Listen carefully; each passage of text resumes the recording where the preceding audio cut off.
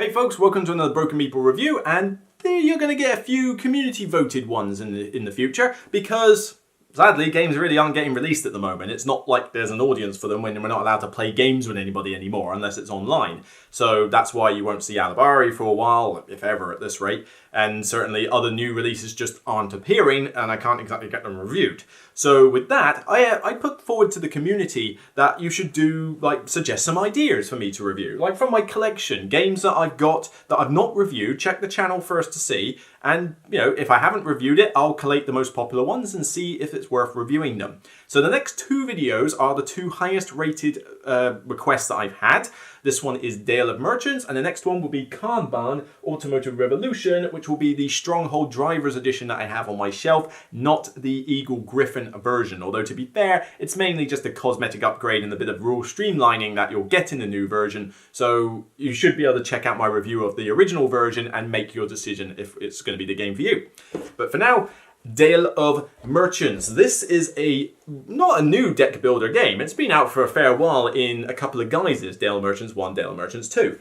But this is a deck builder. We know deck builders, but this one has a couple of twists to it. Firstly, well, three twists to it. Firstly, the theme. As you can see, it's got all these colourful sort of like animal characters because you're playing with different animal factions. And the other twist is that when you buy a card, it goes straight to your hand. Doesn't tend to happen with a lot of these games. And also, you're not going for victory points, you're going for a race to a certain total of stacks. Because what you're doing is building, essentially they're all market traders, and you're collecting these different cards in order to buy cards from a market, and eventually you'll be playing cards of the same faction of differing values into stacks, 1 to 8 stacks. And with these stacks, the numbers on the cards have to add up to the value of the stack. So a single 1 card will make the 1 stack. But when you get to the 6 stack later, you might have to do it with a 3, a 2, and a 1 from the same faction, or 3 2s, or a 5 and a 1, whatever combination you like, but it's got to equal the value of the stack. First player to get to 8 wins the game. Pretty straightforward, but each of these factions that you have different themes around their mechanics. So they have different abilities and different quirks about them. And in each of the original Dale of Merchant sets, you got 6 factions, I believe, in each one. So you had 6 in the first set, 6 in the next one. This box that I'm showing you here is a collector's version, which basically is a big box housing all the cards and stuff and a few extras. But I'm not reviewing the collector's set because, frankly, there's a lot of content in there that you probably will never see very often, like certain player powers and various other quirks.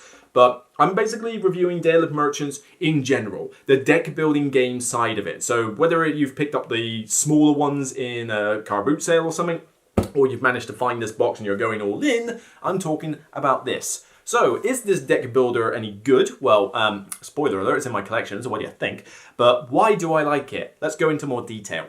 So duration, this one actually only takes about an hour to play, possibly less if you're playing with only 2 players. Sadly, there's no solo mode, but 2, 3, 4 players doesn't usually take more than an hour. Pretty good length for a deck builder. You're talking Dominion lengths here. Maybe slightly longer than Dominion, but Dominion can go super fast when you get going. But this one's not exactly that slow. You only have a hand size of 5 cards. There's only the 5, it scales with players, but so many factions in the game, you'll see repeated cards now and again, but the abilities are not that complicated and turns are relatively quick. You might be able to spring an extra action here or two based on card abilities, but for the most part, you choose from one of 4 different actions: to buy, to play an action, to build a stack, or to discard cards, because you're not allowed to discard cards willy-nilly. You have to do it for a reason.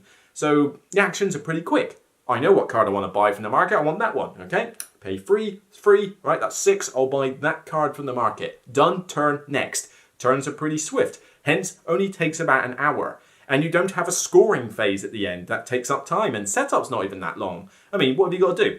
Choose a bunch of factions, of which if you're playing with just a little box set, you'll have them all there. You don't have to do much separation, depending on player count. But even if you've got this box here, then you just pick them out of there with the dividers, shuffle them together, and there you go. There's your deck. As long as everybody's got their junk cards and the starter cards, basically, to begin with. But yeah, no scoring phase to take up time, because as soon as you get your 8th stack, that's it, you're done. It's pretty easy to do, pretty swift. An hour, really good length for a deck building game. Because to be fair, if it goes much longer, it kind of outstays its welcome with certain deck building games if they take more than that time. So on to ease of play, this is a relatively straightforward deck builder game. Now I'm not going to say it's quite as easy as something like Dominion, and I would argue that Star Realms is probably the gateway level deck builder to consider. Runestones that I tried the other day, maybe, I don't know, there's a couple of quirks in that one, but I suppose it's kind of on par with this. But this one is not that... this one is not that difficult to play.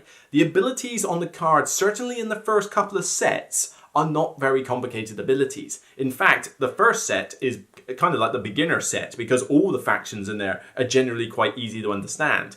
Now, if you have got the collector's set, you will have some that are more harder to gauge, and it must be said that the rulebook explains most of the terminology fine, but you're probably going to get a bit of FAQ every now and again with some of the cards in the later sets because they do have to up the ante and they do get a bit more complicated. And certainly I've had to go on Board Game Geek and ask questions every now and again and check out the FAQ to find out, okay, how exactly does that work? It's not always entirely clear, especially when, you know, certain things have got different terminology compared to what you would expect them to be called at times. You know, the display is, I think it's called I forget what it's called. Well, I mean, you got the stack for a kickoff, but then you've got like the ongoing set of your cards has got its own name, and it's a little bit like, huh, okay. You know, so there are a few quirks where it's not quite as easy to grasp, hence it's not quite as gateway level as Dominion and that, but I would probably say that even though it's not a gateway game, it's light. This is a light deck builder, shouldn't take long for someone to grasp this on, even if it was, I mean, if it was their first deck builder game, I might be a little bit hesitant.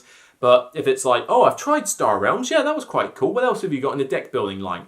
Woo-hoo. Dale Merchants will do just fine. Stick with some of the recommended sets though. You know, the rule book in the collector set actually gives you all the descriptions of the races and you can tell, but if you've got one of the sets, just use the set. And particularly, if you're thinking of just jumping into this as a kind of taster, try to find the first one. Dale Merchants 1, and that has the 6 easiest races to play with. But apart from a few FAQ issues, it's not that difficult. And the collector's set will give you an upgraded rulebook, and you know, the rulebook is a bit text heavy. That is a bit of a downer. You know, I would have liked more pictorial examples of stuff. You know, I mean, the space that they use for like just putting in pretty pictures of these animals could have been put to better use by simply explaining with more pictorial examples. But it's a small niggle. If you look at the rulebook from a smaller set, your rulebook will just be this little thing here. It will tell you what the races do on the back. And then again, a bit text heavy, but there's not a lot of text in the game. I mean, you know, like I say, you've got 1 of 4 actions to pick from. Do it, done. That's your turn. And one of those actions is just build a stack, and another one is just discard cards.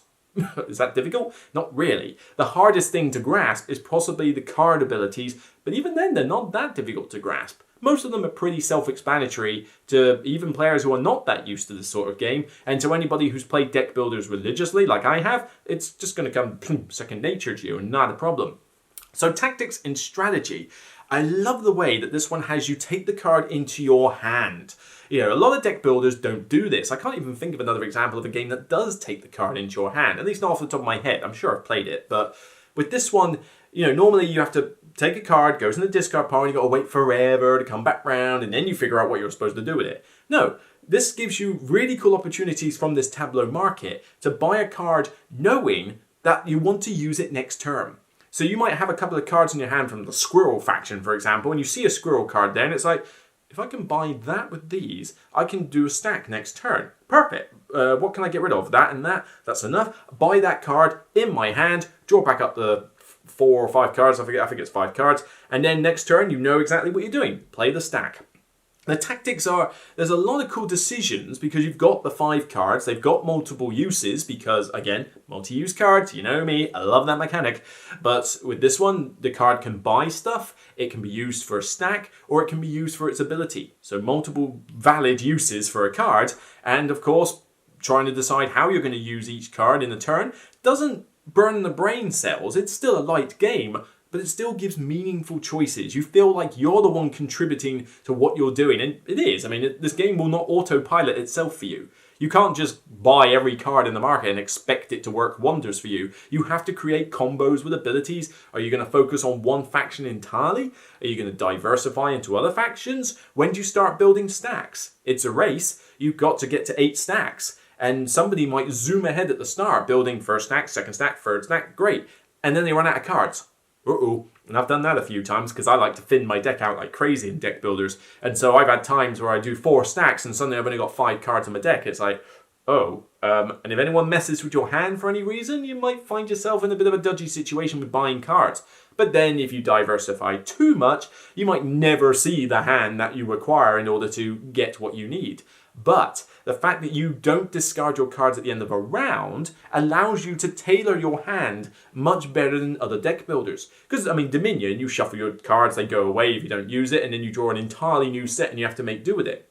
With this, you can set your turn up later, next turn, couple of turns later, whatever, for what you need. It's like, oh, I've got that card. Yes, this card will let me build a stack with 2 animal sets, whatever. So I'm going to hang on to this. I'll use that to buy a card so I can get those out of my hand. Next turn, might discard the rest of my hand because I'm still not finding what I need. Haha, perfect. Now I've got all the pigs that I need, and now I can play these pigs into a stack. Perfect. You know, it just gives you a cool amount of, like, decision-making and tactical play while allowing for a little bit of strategy as you decide whether you're going to thin your deck, focus, diversify, the works.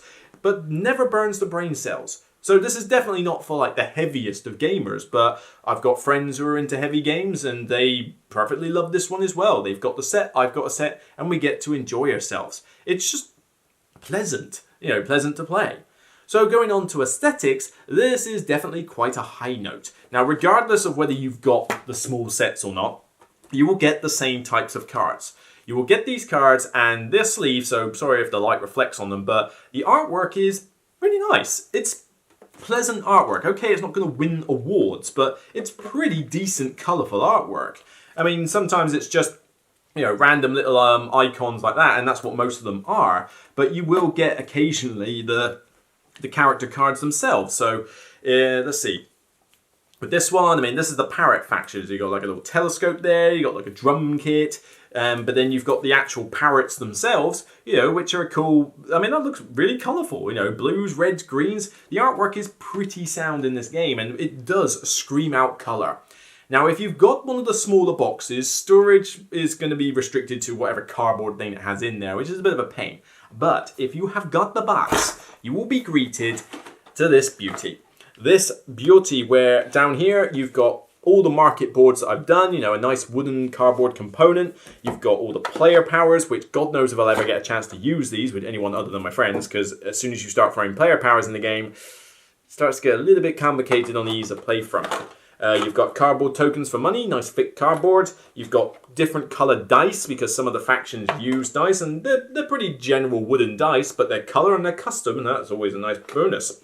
But then the cards themselves, decent quality, you'll sleeve them properly, and they all fit in this set with room to spare, and they even have decent dividers with the picture and the faction clearly marked so that you can easily sort through it. It's a great collector's box, and there's room for further expansion because they will be doing a Dale of Merchants free, or is it technically 3.5 at this point, or is this 2.5? I don't know, it doesn't quite make sense chronologically, but you know, there's more to come, and I'm all for it. You know, it's just very vibrant, very well produced on an artwork scale. The components are standard components. I mean, the cards are nothing to write home about, nor are the tokens, nor are the dice.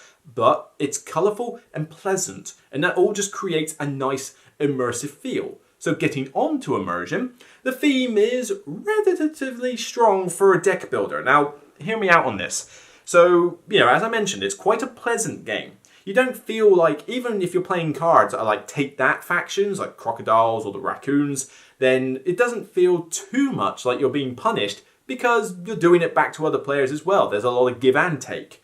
But with this, because you're playing with all these different animals, it just feels more nice. Pleasant, I don't know how to describe it. I mean, when you get killed by the militia in Dominion, do you feel good about the militia? Do you feel like, oh yeah, the poor militia, they're just doing their job, it's fine. No, you hate the militia. You hate that witch. You hate everybody who's trying to curse you. With this one, you just can't help but admire the cuteness of it all. It's the same effect I think Takinoko has on me with the little panda miniature. It's like, you moved the panda away from where I need to go, but it's such a cute little panda. And it's just the same as this. It's like, you hurt me with the crocodile, but oh, look, he's got a little monocle there. It's so great. It's just weird. It sounds like such a kid. Shrek? Oh, come on, donkey. Look at him in his wee little boots. But that's kind of what you get. The colourful artwork adds to it. On top of that, as I mentioned, the downtime is quite low. So you've only got so much time on your turn to think about what you're doing next, and it will already get back round to you. So you feel like you're totally engaged. Now, yes, an analysis paralysis prone player could drag it a bit. Their factions themselves, their abilities work quite nicely on top of that, in line with what you would expect. So, well, for some cases, okay, they had to make up rules for certain other ones. I mean, the pandas are very good at buying from the market. Well, what about a panda says they can do that? You know, it's just an ability given them. But then the raccoons or trash pandas, if you want to call them that, you know, are very mischievous and they're constantly fishing things out of your hand in deck for themselves. That kind of fits with them. The crocodiles have got a very they're kind of bullies in a sense. You know, they're very hard hitting. Like, no, I'm gonna screw you over in this way. It's a crocodile. Need you say more? The flying squirrels, you know, they're crafty. They collect stuff, but they can also just mix-max all the stacks in whatever cards they like. You know, there's the friendly foxes, and the foxes allow you to do things with other players, saying, well, I'm going to gain this, but you're going to gain something too. So we all get a prize. But as a fox, you're pretty cunning, so that every time you're giving everybody something, you're getting the best deal out of it. You know, that's how a cunning fox would work. It just works with what you know about some of the animals. Granted, they have to make some stuff up for things like sea turtles, and I mean, what other factions have you got here? I mean, I'll just give you a bunch of lists here. The polecats, intimidating crocodiles, observant owls, makes sense. Swindling black-headed gulls, lively slender mongooses. Okay, that's a bit weird. Wealthy tuatara, I don't even know what a tuatara is. Connected emperor penguins, the dealing giant pandas, the thieving northern raccoons, the hoarding flying squirrels, experimenting platypuses, enthusiastic wood turtles, mischievous Tasmanian devils, stealthy tomb bats. There's loads of them by the time you've got sets in here, and all of them just feel very different, very engaging, and adds to the variety, which will nicely segue into longevity, where with this one, the game has got a lot of replay value. Now, from one single set, possibly not as much. You will see the same cards pop up all the time, and you will get to know those 6 factions like the back of your hand.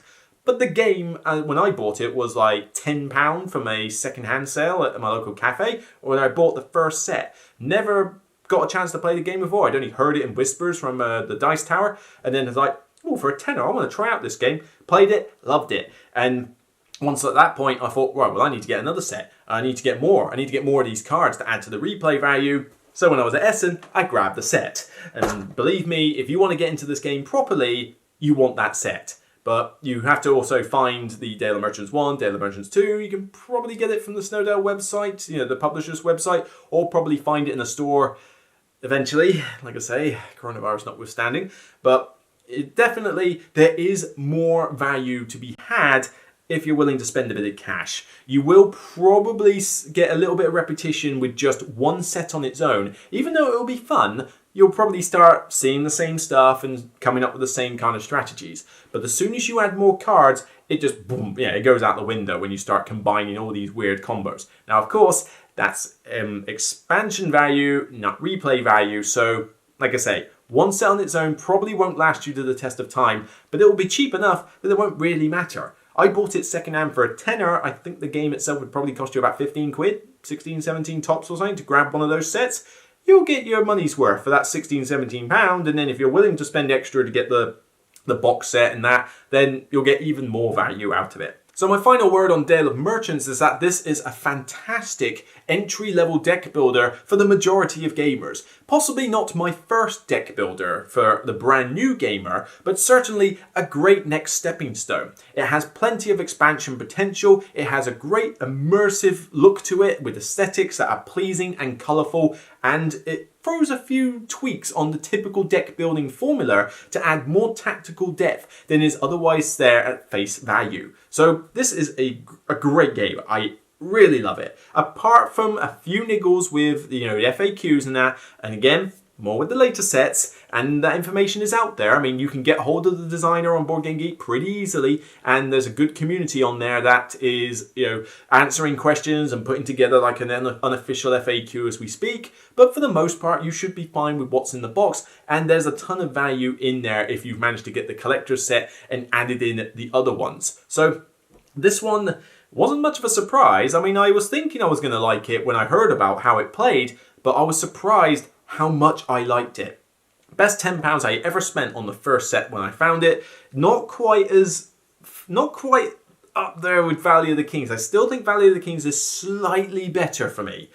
Possibly because that one's a little bit more complex and like really taxes some of the tactical choices on my part.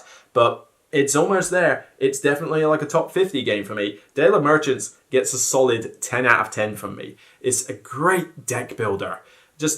Deck building is already a genre I like, but, this is one of those times where you can say, you know what, we don't desperately need the Dominion, we don't desperately need some of these other, generic ones. Now we can have something that's just got a little bit more colour and a little bit more fun to it, on top of everything else. So that's it for me. I'll see you on the next Broken Meeple video, and all I can say really is stay safe, have fun, take care of your loved ones, and I'll see you on the next Broken Meeple review. Take care, it's only a game.